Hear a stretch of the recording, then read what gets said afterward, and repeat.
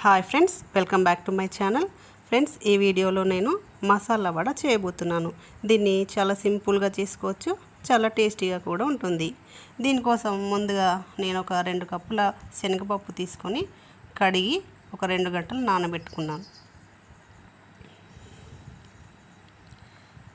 ఇదిగో ఇది నానిపోయింది బాగా. ఇప్పుడు దీనిలో నీళ్ళు ఏం లేకుండా వడగట్టుకోవాలి. ఇందులో నుంచి కొద్దిగా అంత పప్పు తీసి పక్కన పెట్టుకోవాలి. ఈ పప్పుని మిక్సీ జార్లోకి తీసుకుని అందులో వెల్లుల్లిపాయలు, పచ్చిమిర్చి, జీలకర్ర వేసి మెత్తగా గ్రైండ్ చేసుకోవాలి. ఇలా మిక్సీ పట్టుకున్న పిండిని ఒక బౌల్లోకి తీసుకోవాలి. ఇప్పుడు ఇందులో మనం ముందుగా తీసి పెట్టుకున్న శనగపప్పుని వేసుకోవాలి. అలాగే ఉల్లిపాయలు, కొద్దిగా పుదీనా,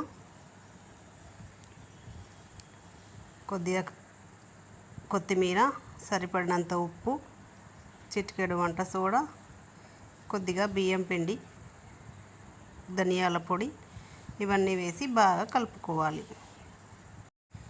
ఇలా కలుపుకున్న పిండిని ముద్దలాగా చేసి గారెలాగా ఒత్తుకొని ఆయిల్లో వేయించుకోవాలి.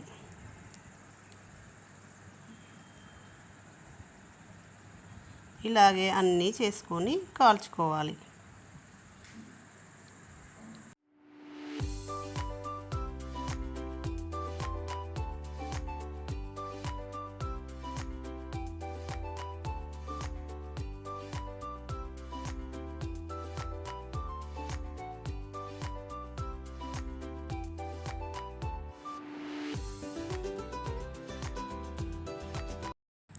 ఎంతో టేస్టీ అయిన మసాలా వడ రెడీ అయిపోయింది.